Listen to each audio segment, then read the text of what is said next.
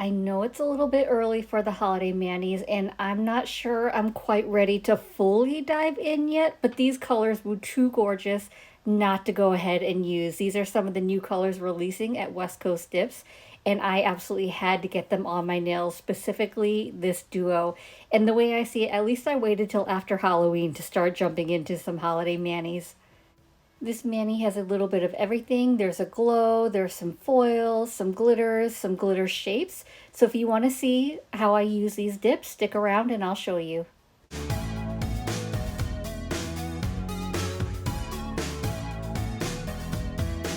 The two colors I'm going to be using for today's mani are Fruitcake and Rudolph, and these are some of the new colors that are releasing at West Coast Dips tomorrow, which is November 17th at 4 p.m. Pacific Standard Time. So if you're East Coast like me, that would be 7 p.m. Eastern Standard Time.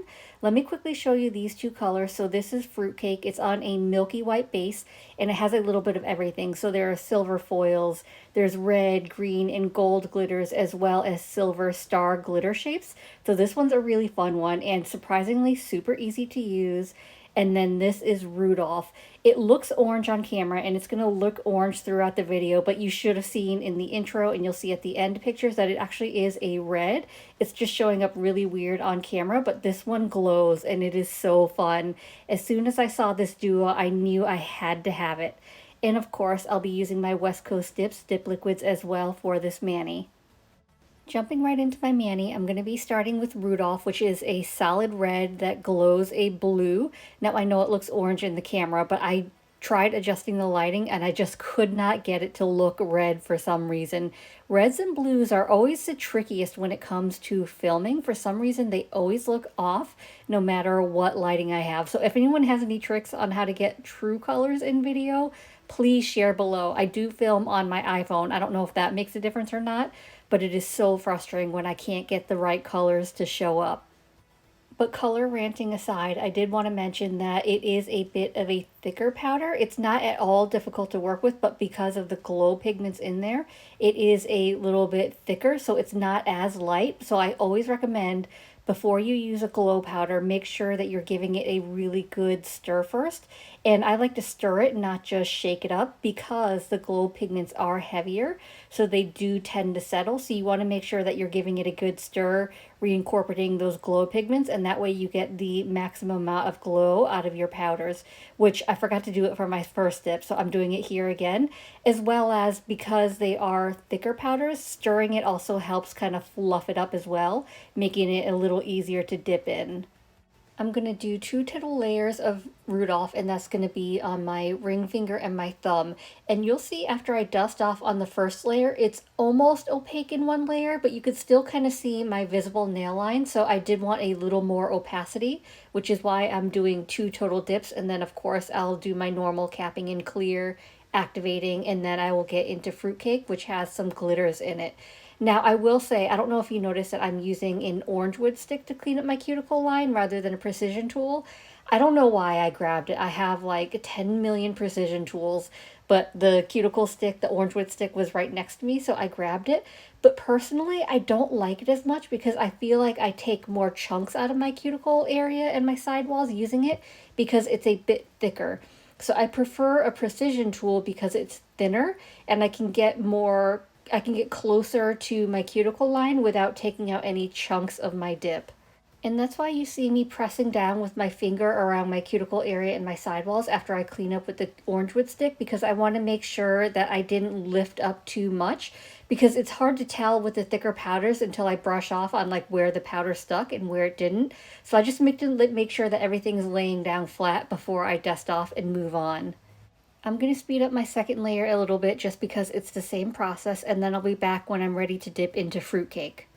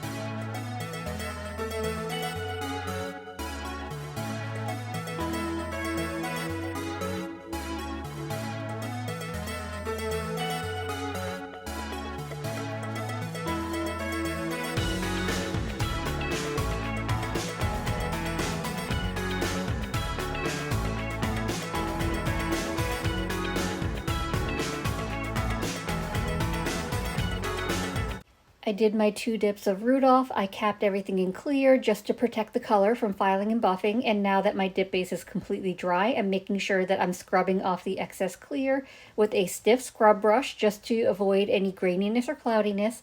And now I'm going to go ahead and activate. So I'm going to apply a generous amount of activator to those 2 nails, and those will harden while I am working on Fruitcake. The other advantage is when you have activated nails, any stray glitters or foils will not stick to the activated nails, so you don't risk contaminating your solids. I'm one of those people that always notice that tiny piece of glitter that contaminates my solid nail, and it always drives me nuts. So always make sure that I do what I can to prevent that contamination, because that's the only thing I can focus on. Now that my solid is activated, I'm going to move on to Fruitcake, which is just such a pretty mixture of so many different elements, and I love the way they all work together and kind of scream the holidays. So the base of it is a milky white color, so you'll see in the first dip that it's really sheer, but it's buildable, so the more layers you do, the more opaqueness you'll get. But mixed into the milky white base, there are larger silver foil pieces, so you can kind of break that up, make them larger or smaller depending on the look you want to go for. There's also smaller red and green glitters. There's some medium-sized gold glitters. And there's also, my favorite part is there's these small silver star glitters, which I think are just so pretty. And I love the way everything kind of ties together with this dip. So you'll notice with my first dip, I dipped directly into the jar and I didn't pick up a lot of pieces, and that's on purpose. I don't want my first layer to pick up a lot of the larger glitter pieces. Not that this one has big glitter pieces in it. They're really small and medium-sized pieces. But still, for my first layer, I want to concentrate on really getting more of the acrylic powder, maybe some small glitter pieces. But like the stars and the foils, I really want to focus on getting that in my second layer. So it's okay that my first layer is pretty bare. And that's really because I don't want my nails to be too thick. So I'd rather focus on picking up more of the pieces in my second layer. So I'll show you my process for doing that. It's the same as my chunky glitter method. So I'll lay my finger in for my second layer, and then I'll also do a little bit of glitter or foil placement when I'm done with that, just to avoid doing another full layer. So I'm curious, have you ever had fruitcake, and do you love it or do you hate it? What are your thoughts on fruitcake? To be honest, I don't think I've ever had it. I know growing up you always saw those jokes, about fruitcake and how it was the gift no one ever wanted and it was always regifted. So I think because of that, I always avoided it. But now as an adult, I'm kind of wondering, should I try it? Is it as bad as those jokes are, or is it actually tolerable? Let me know down below whether I should try fruitcake or not, because to be honest, I'm a little scared to try it. But maybe I'll just stick to fruitcake on my nails, because I'm not a huge fan of nuts in my baking, and I believe fruitcake has nuts in it. So, I can deal with it, but I'm just not the biggest fan of it. I'd just rather eat nuts by themselves rather than having them in my baked goods. So anyway, for my second layer, I'm going ahead and pouring my entire jar of fruitcake into my Chaos Gemerald by Chaos Concepts. This is in her newer color Tatas, and wait till the end, you will see a surprise with this color, and I am obsessed. So for the second layer, I'm going to apply a thin, even layer of dip base to my entire nail, and then I'm going to lay my finger flat into the powder. And that way I'm going to pick up more of the chunkier pieces. And you may have noticed when I poured my jar in, I kind of shook my Chaos Gemerald, and that's to bring more of the heavier, larger glitter pieces to the surface, because they do tend to sink. So I laid my finger flat in, so you can see that I did pick up more of the pieces, and that's what I want. I want more coverage on my second layer. And then you can see as well, I did get more coverage of that milky white, so it's a little less sheer now that I've got 2 layers on. So I'm going to clean up around my cuticle area. I will finish up with my middle finger and pinky, and then I will do just a little bit of glitter and foil placement, because I want a little bit more on my nails, but I don't want to do an entire dip.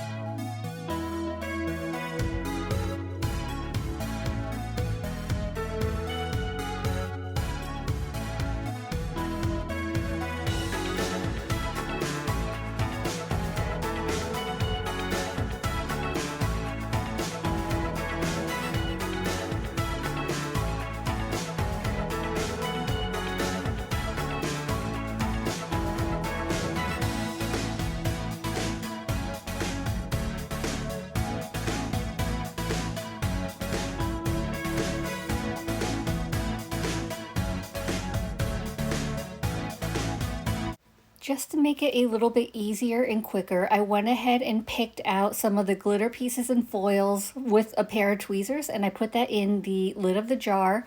So now for my placement, I just applied a thin, even layer of dip base to my entire nail. And that's because I wasn't sure where I was going to place, so I'd rather just do my entire nail. If there was only like one or two specific spots, I'd just put dip base in that specific spot. But because I kind of wanted it overall, I did my entire nail, and then I'm dipping the pointy part of my orange wood stick into the wet dip base, and then I'm picking up a piece of the glitter. The wet dip base helps with that, and I'm just kind of placing that on my nail. Now, you do have to work a little bit quicker because dip base does air dry. However, I find with the West Coast Dips dip base, I've got about a medium dry time, so I have plenty of time to do my placement without my dip base drying on me. I went ahead and did my other two layers off camera because it is a little tedious, and so now I just want to show you how easy it is to clean out my Chaos Gemerald. So it is a flexible material, so I just kind of fold it, and it has that lip, so I just pour my powder back into the jar. I just give it a quick swipe with my dust brush, and it is completely clean. I am obsessed with this thing. I'm going to go ahead and cap my Fruitcake nails in clear, activate, file, and buff off camera, and then I'll be back for a top coat.